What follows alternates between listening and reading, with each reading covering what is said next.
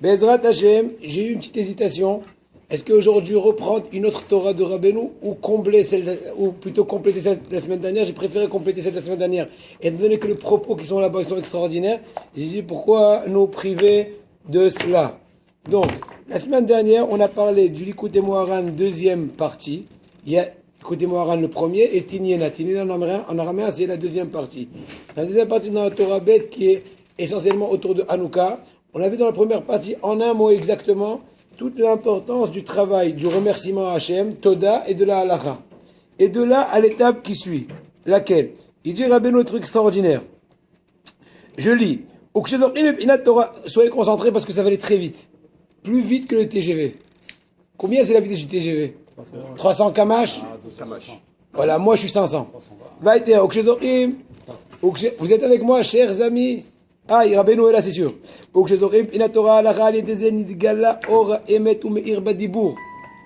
on a le mérite de Torah Halacha, alors on arrive au processus suivant. Qu'on arrive, enregistrez bien cette phrase parce qu'elle va nous suivre longtemps. Laquelle? On va arriver à faire rentrer la force de la vérité dans la force de la parole. Je répète, en renforçant le système dit Toda Halacha, en d'autres mots, remerciement, étude d'Halacha, qu'on a longuement développé dans les deux cours précédents, et ben on arrive à la prochaine étape, qu'on arrive à faire éclairer le Emet, la force de la vérité. On va tout de suite expliquer comment, dans la force de la parole. Exemple qui te donne un passage dans Michelet, c'est marqué Anche Damim Yisne Utam.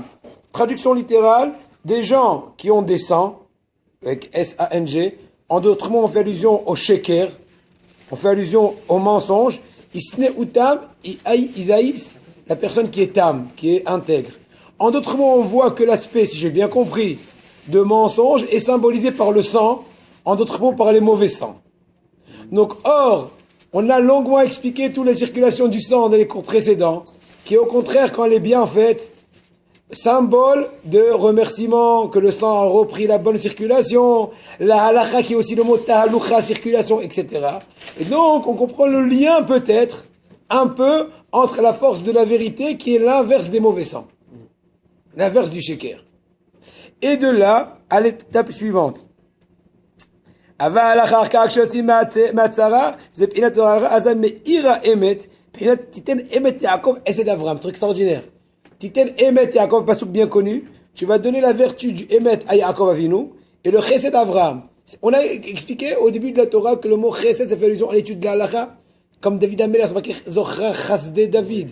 Or, David, c'est le symbole de la Halakha parce que c'est marqué Kol Makom Asholech Hashem Imo, Gemara Doreshet Halakha Kemoto. Donc, Hashem Imo Halakha Kemoto, c'est Asde David, c'est David Améler. Donc, Titen Emet li Yaakov. Si tu veux avoir le Emet à Yaakov, à la Torah, tout ce que tu veux, à la parole, eh ben, c'est grâce au chesed, en d'autres mots, au travail, Toda Halacha. Qu'on a expliqué avec chesed Avraham, donc c'est l'étude de la Halacha, parce que David c'est le chesed, David c'est la Halacha, comme ce qu'on a déjà dit 2 ou 3 fois.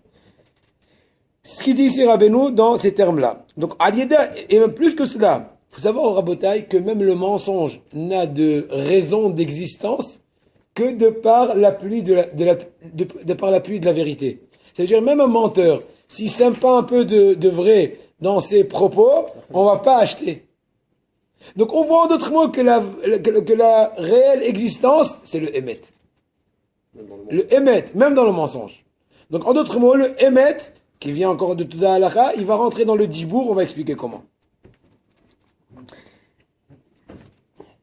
Comme ce qu'on a vu par rapport au Meraglim. Quand ils ont voulu dire du Lachon Hara sur Eretz Israël, ils n'ont pas dit que des mensonges. Ils ont dit, oui, il y a des fruits, mais. Ah, le problème du Lachon Hara, c'est dans le mais. Il vaut mieux ne rien dire que de dire après je dire mais. Parce qu'il y a des fois quand on veut dire non pour quelque chose. Je dis non, la vérité, mais. Ce mais, c'est du lachon. Saute l'introduction, ne dis rien, tais-toi. Nimta sheika kiyum shlemut hadibur al yeda emet sheim ir badibur. Ah, il y a des shosha shemot. Ah, il y a des trucs à beauté. Je vous dis la vérité, si vous vous concentrez. Je te dis la vérité, c'est des trucs. Tu peux boire ton café sans sucre. Tellement c'est bon. Je rigole pas. C'est marqué un pasuk dans Tehilim. El Elohim Adonai Diber. Traduction, Ce sont des mots d'Hachem. El, ça, on va expliquer tout de suite. La puissance d'Hachem. Elohim, c'est la vertu du djinn a priori. Yudke Vavke, c'est le Rahamim. Diber, c'est la parole. Qu'est-ce que veut dire par là, Rabbeinu? Il veut dire que dans les 3 Shemot à Kodesh, qui s'appellent El, Elohim, Yudke Vavke, ce sont les 3 moyens de par lesquels la vérité va rentrer en action pour renforcer la force de la parole. On va expliquer comment. Mais encore une fois, le processus est de par les 3 saints noms d'Akadosh Baruch Hu, El, Elohim, Yudke Vavke, il va y avoir, comment dire, si on peut dire, une injection, pour un peu s'imaginer, de émettre dans la force de la parole. De par ailleurs, la force de la parole, on va expliquer un peu plus tard dans la deuxième étape, qu'elle est composée de 4 éléments. 4 façons de parole, 4 forces, 4 phases de parole.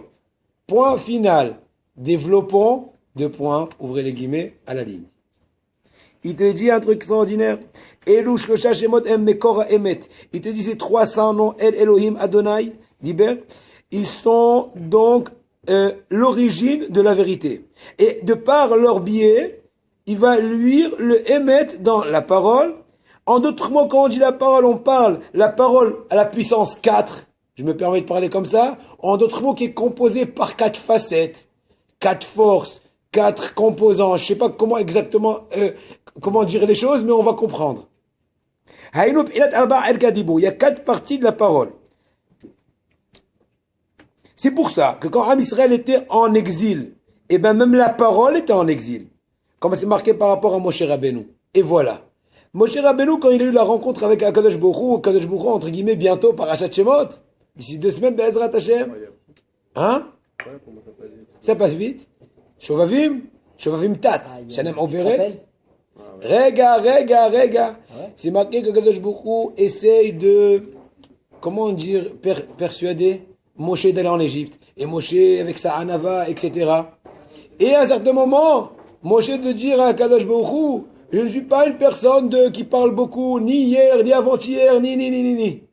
Comme ça, là, c'est marqué dans la Torah. Les mots de la Torah. Lo ish dvarim anochi. Je suis pas un homme de parole. 1, 2. Gami temol, même hier. 3. Gami shilshom, même avant-hier. 4. Mais az dabercha. Et même depuis le début de notre discussion. Donc vous avez vu que c'est décomposé en 4. Rabbeinu décompose cela en 4. Ces 4 paroles que Moshe parle, hier j'ai parlé, avant-hier, ça fait allusion aux 4 parties de la parole. 4 composants, 4 facettes de la force de la parole. Expliquons. Alors voilà. Et déjà la première partie, je vous dis déjà les titres, pour vous garder la ligne. 1, il y a la parole qui est de par la force de la tzedaka. 2, il y a la force qui est la force de la parole de par la teshuva. 3, il y a la force de la parole de par la richesse. 4e et dernièrement, la force de la parole de par la royauté. Expliquons. La force de la parole de par la tzedaka, de par l'aumône, appelle ça comme tu veux.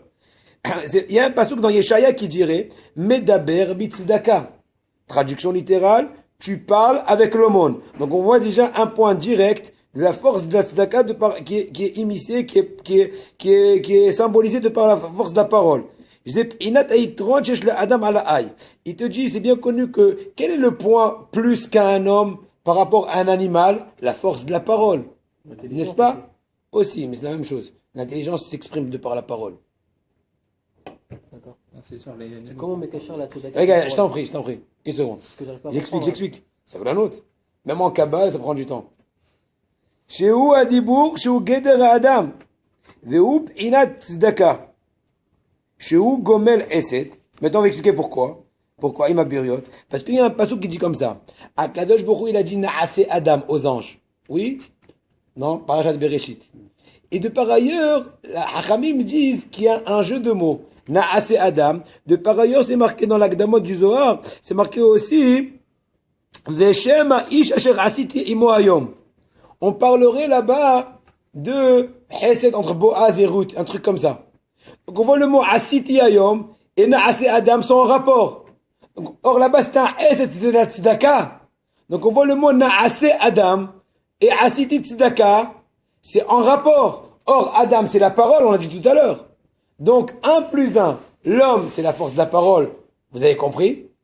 L'homme, on a utilisé aussi la force de la tzedaka. Donc, la tzedaka, c'est la force de la parole. Vous avez pigé? C'est de la relativité. Maintenant, t'as compris un peu? C'est une équation, quoi. Plus que ça, tu peux pas plus comprendre, parce qu'il faut réétudier. Maintenant, si on s'arrête à comprendre ça à fond, ça me dérange pas, mais dans ce cas-là, on va finir la Torah d'ici 20 cours. Parce que le but c'est. Non, je vais vous dire pourquoi ça pourrait être intéressant. Peut-être que j'ai tort. Je vous donne juste. Non, je veux une pas. idée. Je veux pas, m'en veux pas. Parce que je suis Voilà, dans... c'est vous le Non, rappel. non, Non, c'est pour pouvoir appliquer après, c'est pour pouvoir faire les maasés, parce que si on comprend les pas, on peut pas faire maasés, les là, les maasés, je t'ai déjà dit comment on fait. Tu prends les cultures que t'es moi. Vas-y, il ne l'a pas fait. Voilà, bah, donc le problème c'est toi. Bah, pourquoi tu répètes la même question à chaque cours? Tu me vexes. Ah, je vais aller là. Voilà. Abraham, je suis fort, non? Je laisse pas marcher sur les pieds. Veyesh dibour shel tshuva. Alors attention, avant d'avancer, il te dit, eh ben, il y a oui, déjà un lien dans les termes de Moshe. Quand Moshe, il a dit lo ish devarim anochi, il a fait allusion à cette tzedaka, à la force de la parole de ma tzedaka. Pourquoi? Parce que c'est marqué, comment c'est marqué, je répète, lo ish devarim anochi, comme s'il a dit Moshe dans la première locution. On a dit 4 locutions, oui. Mais aujourd'hui, c'est quoi lo ish devarim? Ça fait allusion à la tzedaka. Où tu as vu ça? Parce qu'il y a un autre passage qui dit tov ish, dans Tehillim, on a nous malvé. On parle, voilà que l'homme a une bonne vertu de donner la tzedaka, d'emprunter aux gens. Donc on voit que le mot ish fait allusion à la tzedaka, et on voit que dans les termes de Moshe, le ish devarim anochi. Donc on parle de la force du dibour avec ish qui est la tzedaka. Vous avez compris? Je répète. Moshe Rabbeinu, Pas voir le lien entre la tzedaka et le lien logique ou le lien midrashique. Tu comprends ce que je veux dire? D'accord. Logique ou midrashique, tu demandes? Ce que tu es en train de développer. Non, j'ai développé, c'est simple. Ouais. C'est marqué lo ish devarim anochi par rapport à Moshe. Ouais. On a dit, selon Rabbeinu, que ça fait allusion à la première élément de la force de la parole qui s'appelle la parole de la tzedaka. Quel est le rapport? Parce qu'il te dit que le mot ish, lo ish devarim anochi, je suis pas un homme de parole, le mot ish, ça fait allusion à un autre pasouk dans lequel le mot ish est dans le contexte de la tzedaka. Lequel? Tov ish honen ou malvé. Pourquoi on choisit particulièrement ce passage? Là, il faut demander à Rabbeinu. Ah, je suis pas. Non, mais Eh ben, je suis tout à fait d'accord qu'on va ouvrir. Attends, je suis d'accord. On va ouvrir tous les ish du Tanar et on va dire pourquoi pas celui-là. Mais pour ça, il faut étudier approfondissement. Tu peux pas tout comprendre d'un pied.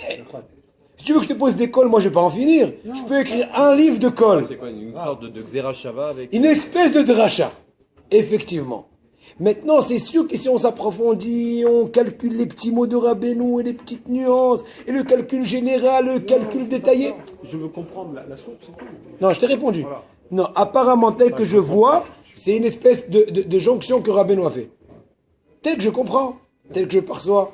Ça me dérange pas. Parce que moi, je suis pas là à vérifier tout. Je suis là plutôt à comprendre l'idée et à prendre pour moi le iso que j'ai besoin. Maintenant, les détails, ben, Ezrat Hashem, il faut travailler. Je sais que une Torah, tu peux rester sincèrement sans exagérer. Tu peux étudier des semaines et tu finiras pas. Donc, on peut pas, mais n'importe quoi dans la Torah non plus. Et quand on la Torah de Rabbeinu qui est très, très profonde. Point. Deuxième, laissez-moi raboter, aller avec un certain rythme afin de pouvoir arriver au but. Parce qu'il y a plein à dire. Deuxième truc. La force du dibour qui est dans la partie de la tchouva. Comme ce qui est marqué par rapport dans Hoshéa, le Navi, Ke'o imachem devarim, veshuvu el Adonai. Donc il n'y a pas besoin d'expliquer, on voit très bien le mot devarim, parole, et le mot teshuva, qui sont dans le même pasouk. Donc on voit la force de la parole de par la teshuva. Et de par ailleurs, c'est oui en allusion dans les termes de Moshe Rabbeinu aussi. Dans la deuxième locution de Moshe. Qu'a dit Moshe? Lo ish devarim anochi, lo mitemol. C'est quoi le mot témol? Ça fait allusion à la tchouva. Qui te dit? Parce qu'il y a un autre pasouk qui dit dans Télim, va tomer shuvu ben adam, qui lève ses manecha, qui om etmol, qui avor, shuvu ben adam, qui om etmol, lo ish devarim, gam mitemol, tchouva, ko hadibou. Jeps?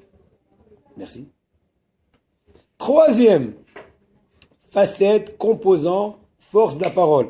Celle de la richesse. Qu'est-ce que veut dire de la richesse? Il te dit Rabbeinu comme ça. Ha'ashirim krovim amalchut. En général, une personne qui est aisée, qui est notable, les nobles, la noblesse. Le règne de la noblesse. La noblesse. Ils sont proches de la royauté, ils ont une parole, ils ont une hashpa, ils ont. Shehem inat shosha sarikim. C'est une notion des trois fameuses branches dans le rêve des deux sarim de Paro. Il a vu les trois branches de vigne. Il lui a dit que dans tant et tant de jours, il y aura ceci. Je vais pas tout répéter, je peux pas. D'accord. Via la Torah la semaine dernière, la Torah d'Israël. Mais regarde la fin de Torah Vayeshev. Voir la vidéo. Voilà. Pourquoi on l'a- Veda, non, la Torah d'Israël, la Kavana, Parashat Vayeshev. Sauf Parashat Vayeshev. Quand Yosef a traduit les halomot, à Sarah Mashkim et Sarah Ophim. Shlosha Sarigim, on parle trois branches. Vedarshu Raboten, nos sages dans Maseret Oulin, on dit midrashiquement que veut dire le mot Shlosha Sarigim. Shlosha Sare Geim. Sarigim, Sare Geim. Trois princes fiers. Dehainu Ashirim Krovim à la Malchut. Sheyesh Lehem Inat Dibour. Parce que là-bas on parle de la Malchut dans le rêve, n'est-ce pas? Que Paro va le ramener dans son ancien poste, le fameux serveur du roi, etc. Donc on voit le mot Sarigim et le mot Malchut qui est en rapport. Maintenant, en quoi c'est rapport avec le Dibour? Dehainu Ashirim Krovim à Malchut. Sheyesh Lehem Behem Dibour. C'est marqué En Sefatav Re'eu Melech. Une personne qui a, comment dirais-je, de la grâce dans ses lèvres, elle est proche du roi. Haïnou a dit bourge krovim amalchut. Donc on a dit encore une fois que là il y a une allusion à la force du dibour de par la vertu de la malchut, ou plutôt de par la vertu de la richesse. La richesse te rapproche de la malchut et te donne la parole. Et la chose est mise en allusion dans la troisième locution de Moshe Rabbeinu. Laquelle lui a dit Lo ish devarim anochi, lo mitemo, lo mishilshom. C'est quoi le mot shilshom? En quoi dans le mot shilshom on voit l'allusion de la troisième facette du composant de la force de la parole, qui est donc la force de la richesse qui te donne la parole? Et réponse, il te dit adibour shel ashiri, et il te dit inat shloshet sarigim. Pourquoi? Parce que je dis shilshom, c'est comme si on dirait shlosha sarigim. Et sarigim, c'est saregeim. C'est ceux qui sont riches, qui sont proches de la malchoute, qui ont la parole de par leur truc. Quatrième et dernièrement, yesh dibour shel malchoute. Yesh dibour shel malchoute. Il y a la parole. Yesh la parole. Vous m'écoutez? Il y a la parole, il y a la force de la parole de par la malchoute. C'est quoi malchoute? Aidez-moi. Royauté. Pourquoi? C'est marqué dans le Patah Eliyahu, Malchut, P. Torah Sheba'al P. C'est un tikkun Azor. Patah Eliyahu Ve'ama, Malchut P, Torah Sheba'al P. Et de dire, donc on voit aussi la force de la parole P, Malchut, la force de la parole de par la royauté. Zep Inat, attention, il te dira Rabbeinu, Gam Me'az Dabercha. Dernière locution de Moshe Rabbeinu, quand il a dit à Hachem, même, ni avant-hier, ni depuis, Me'az d'Abecha, depuis qu'on a parlé. Or, le mot Me'az, on peut le faire comparer avec un autre pasouk dans Teilim, Nachon Kis'acha Me'az. Ton kissé de royauté Hachem est déjà prêt depuis. Or, le mot Me'az qui est à côté de la royauté va nous faire la jonction avec le mot Me'az qui est à côté Me'az d'Abecha pour mettre en évidence les quatrième facettes de la force de la parole. En résumé, en un mot, je vais pas tout répéter, ça va être long, mais en un mot, on a développé comment la force de la parole est représentée de par les quatre facettes dit Tzedaka, Teshuva, Ashirut et Malchut qui composent la force de la parole et qui sont mis tous en allusion dans les termes de Moshe Rabbeinu. Et maintenant on va injecter à la force de la parole et à ces quatre composants de par trois moyens dit les noms Kedoshim El, Elohim, Adonai, Diber par les trois Shem Kedoshim la force de la vérité pour renforcer ces quatre éléments de la force de la parole, afin que la parole va faire ce qu'elle va faire. Attendez, suspense. Tu as suivi, Hillel? Très bien, Kol HaKavod.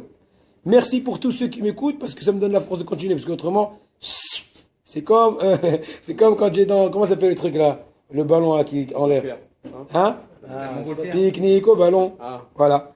Va emet me'ir beribo adibou. Maintenant, il t'explique un truc extraordinaire. Comment les trois Hashem, El, Elohim, Hashem, n'est-ce pas? Comment ces trois Shemot Kedoshim d'Akadosh Baruch Hu, ils signifient aussi bien la force de la parole et de la vérité. Et on va travailler. Allez, retroussez les manches. Vous avez compris? Parce que c'est la jonction. Donc on va montrer comment en eux il y a la force de la parole et de la vérité. Pour comprendre comment ils vont injecter la force de la vérité pour donner la force maximale à la parole de par les 4 éléments de la parole. Oui? Réponse. Elle, alors tout d'abord on explique déjà un truc. Le mot elle, c'est par rapport à la force d'Atfila. Le mot Elohim, le Shem Elohim, c'est par rapport à la force de la Torah. Et le mot Yudke Vavke, c'est le Inyan de Shidduchim et Zivugim. C'est beau? Suspense. Explication. El Zepinat Vila, dont on sait que le mot El, le nom saint d'Akadosh Baruch Hu, El, ça fait allusion ça fait allusion à la Tfila. Qui c'est marqué qui El al Shem HaKoach Shu Takif Ba'al Cholet. Tout d'abord, le mot El, ça fait allusion à la puissance d'Hachem. Va'edat Tfila Nikraim Israël B'Shem El. Vous savez très bien, Hillel, que un Am Israël s'appelle, entre guillemets, El, de par la puissance qu'ils ont par la force d'Atfila. Ils sont un peu divins. Ils peuvent le bouleverser un peu comme le Tout-Puissant.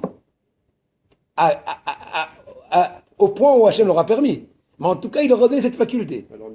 À leur niveau. Divin. Bipinat minayin shikra'u HaKadosh Baruch Hu Yaakov El, shema vekra lo El. Il y a un pasuk dans la Torah par rapport à Yaakov Avinu, c'est marqué dans la Torah clairement, il vekra lo El. À Tchada Pachot, on peut comprendre, Yaakov a appelé le Mizbeach El, qui m'a remercié dans Metzarot. Mais Aramim, ils ont contourné la virgule, entre guillemets, ils ont dit vekra lo Hashem a Yaakov El. De par quoi? De par la force d'Atfila. Donc on voit le rapport entre la force d'Atfila, dit la parole, et le nom de Elle. Où est la force de la vérité dans cette histoire-là? Dans le mot Elle.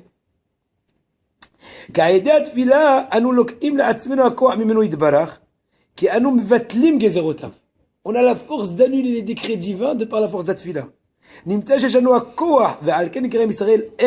Am Israël s'appelle Elle parce qu'ils peuvent annuler les mauvais décrets.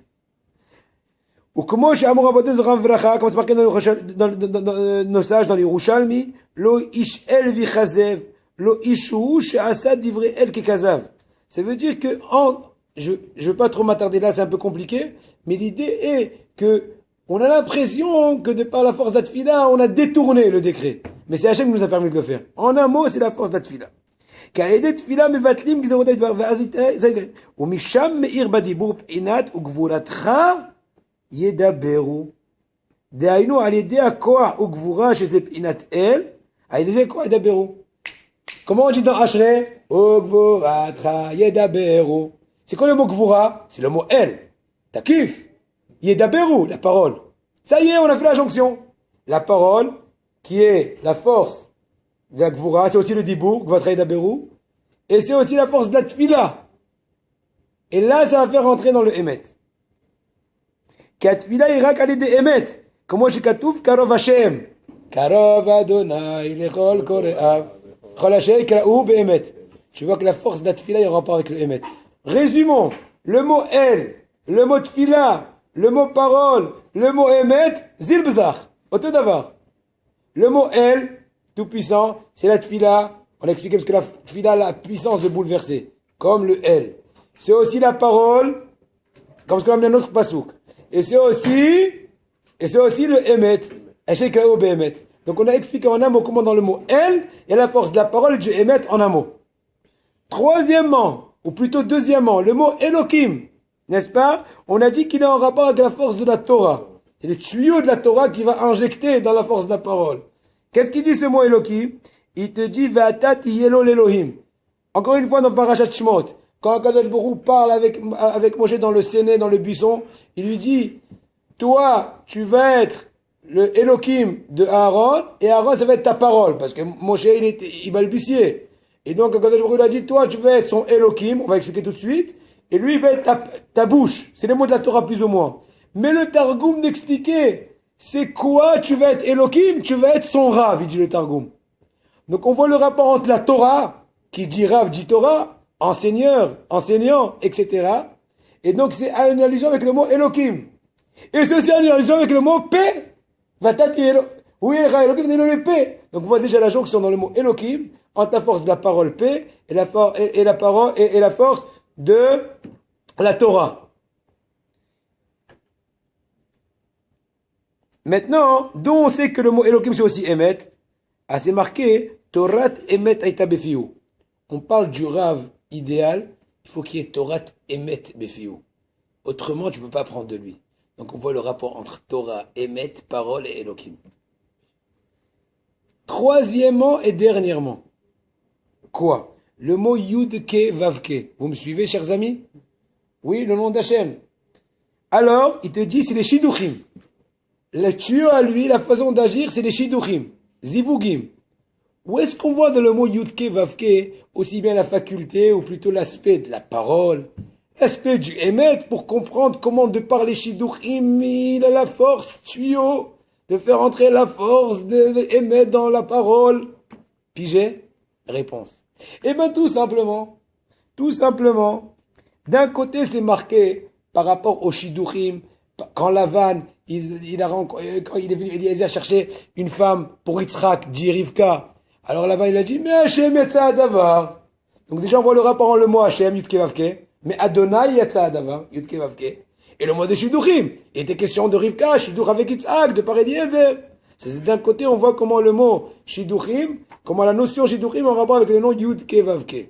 Mais de par ailleurs, comment on voit que la force de la parole est en rapport avec Yudke Vavke? C'est marqué, de par ailleurs, une seconde,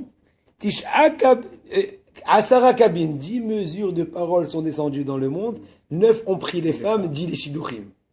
Femmes, Shidduchim. Donc on voit encore une fois le rapport. Et dans les 10, ils ont pris encore une partie, 10% les femmes. Oui, mais ça on ne le dit pas. Mais écoutez, ils ont fait maaser. Bah oui, c'est bien, c'est une mitzvah. Vous entendez, Rabotai? Écoutez-moi. Donc on voit encore une fois dans le mot Shidduchim, la notion Shidduchim, on voit aussi l'aspect de quoi? De la parole. Donc on a expliqué comment dans les Shidduchim on voit l'aspect du nom d'Hachem, l'aspect de la parole et aussi l'aspect du Emet. Comment on voit dans les Shidduchim Emet, c'est marqué que Eliezer, quand il a trouvé la bonne, la Shidduch, il a dit, Baruch Elohim, Hachem Hani Bederer Emet. Donc on voit autour des Shidduchim, aussi bien le mot nom d'Hachem Yudke Vavke, aussi bien la force de la parole, et aussi bien la force du Emet. En un mot, on voit que dans ces trois saints noms, El, Elohim, Yudke Vavke, la force, la jonction entre la parole et la vérité, qui vont rentrer et ravifier les 4 parties de la parole qu'on a déjà développées, la parole de la tzedaka, etc., pour créer quoi?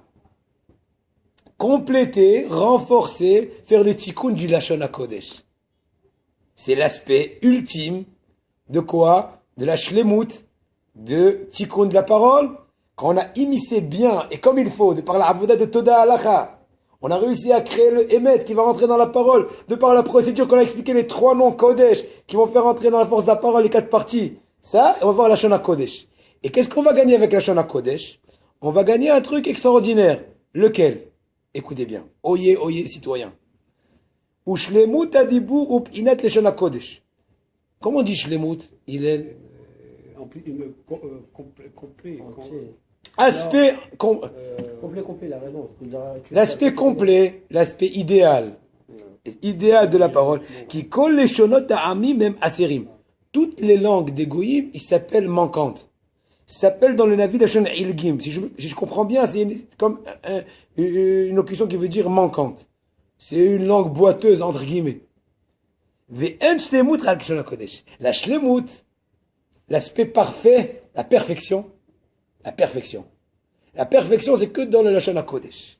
Donc, en d'autres mots, toute cette avoda qu'on a expliquée, où est-ce qu'on est arrivé, à quel summum? Alvaï Veniske, Shlemut Lashon HaKodesh. En un mot. Avec tous les péripéties détaillées, c'est en un mot où est-ce qu'on en est arrivé. De par ça, qu'est-ce qu'on gagne? Un truc de folie, Rabotai. Je rigole pas, je veux pas de la pub. Je veux que vous ayez du plaisir aussi. Ou le Lashon HaKodesh ou Mekushar le Shabbat. What's connection? Quel est le rapport entre Shabbos et le Lashon HaKodesh? Écoutez, c'est marqué d'un côté d'abord, déjà où est-ce qu'on voit l'aspect de la parole dans le Shabbat? Au B'daber Davar. Il y a une interdiction que ta parole le Shabbat et soit comme ta parole du Yom Chol. Déjà, on voit Shabbat parole. On voit que c'est un truc spécial. Ça c'est 1. 2, je continue s'il vous plaît. De par ailleurs, c'est marqué Koteva Chub Lashon HaKodesh. la force de la, on marquait Kohanim, Kod v'chod b'nesea molem v'cha Hashem yishmerecha.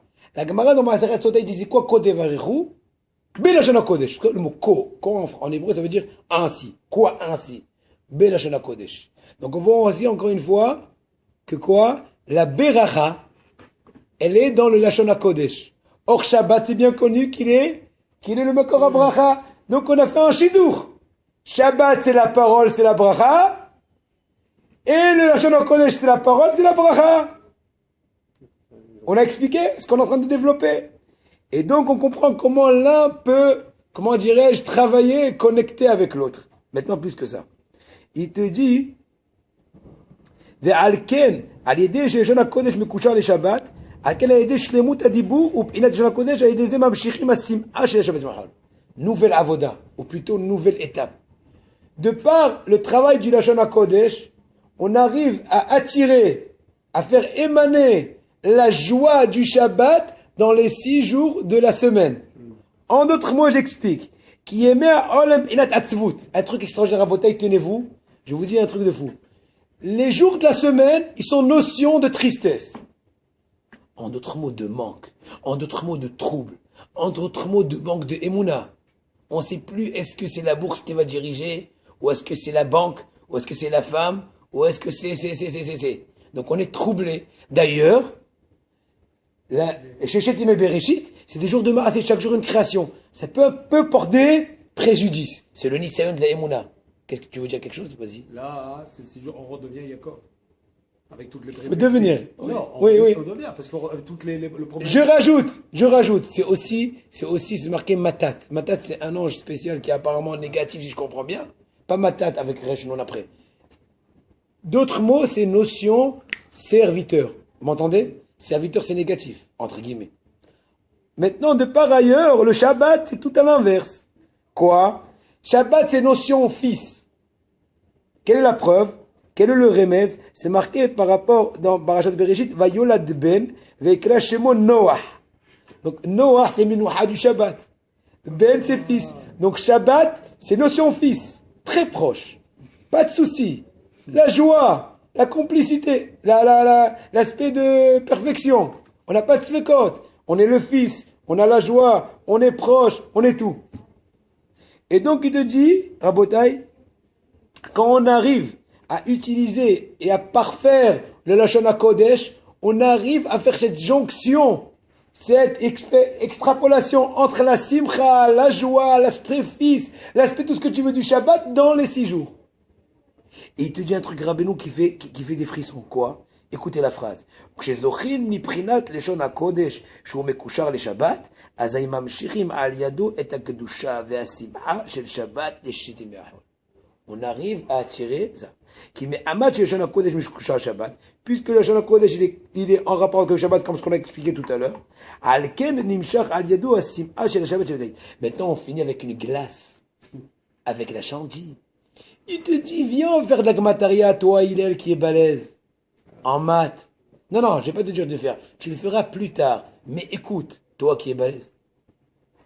El Elokim Hashem Diber, tu im atevot mispar simha. Fais la Gmataria du mot El. 1 et 30, ça fait 31. Je vais pas répéter maintenant, ça va prendre un peu de temps. El Elokim Yutke Vavke Diber, plus 4, qui sont les 4 mots. Tu vas trouver, si je ne me trompe pas, 353, si je ne me trompe pas, j'ai vérifié, c'est la Gmataria Simcha. Oui! Extraordinaire! Le mot El Elokim, le mot, je répète, El Elokim Hashem, c'est les 3 jonctions du Emet, qui va rentrer dans la parole. C'est Simcha, quel est le rapport? Oui! Parce que tu parfais le Lashon, et tu attires la Simcha du Shabbat, de par le Lashon HaKodesh, à toute la semaine. Tu as compris? Comment le mot Simcha est mis je répète, le mot Simcha est mis en Gmataria dans les Bidiouk, El, Elokim, Hashem, Diber, pour te dire, tout ce processus, ça va t'amener au but d'attirer la Simcha. Parce qu'on a expliqué que, de par ces 3 Shem Kodesh, on attire le Emet dans la parole. Qui dit ça, dit que la parole est mouche l'Emet, dit qu'elle fait jonction avec la Simcha du Shabbat, donc le mot Simcha. Et on s'arrête là. Pour que la prochaine fois, un truc extraordinaire, l'histoire de Rabbi Eliezer, qui a dit que le caroubier fasse marche arrière, la rivière fasse marche arrière, et Rabbeinu va tout faire rentrer dans ça. J'ai dit, pourquoi je vais faire rater ça? Bien que la Torah, Tikkun même Shala, Aleph, et que Temora m'a pris quelques heures à l'étudier, et j'ai vraiment kiffé, mais j'ai dit non, on gardera ça à la prochaine. Bon, c'est Razak, on va-